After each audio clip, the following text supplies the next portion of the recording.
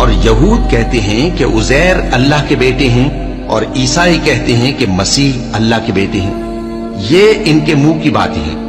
पहले काफिर भी इसी तरह की बातें कहा करते थे।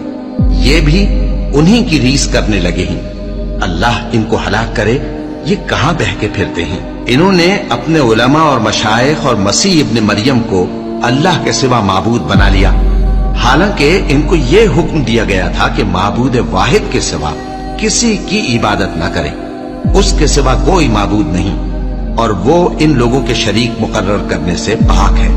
ये चाहते हैं कि अल्लाह के नूर को अपने मुंह से फूंक मारकर बुझा दें और अल्लाह अपने नूर को पूरा किए बगैर रहने का नहीं, अगरचे काफिरों को बुरा ही लगे।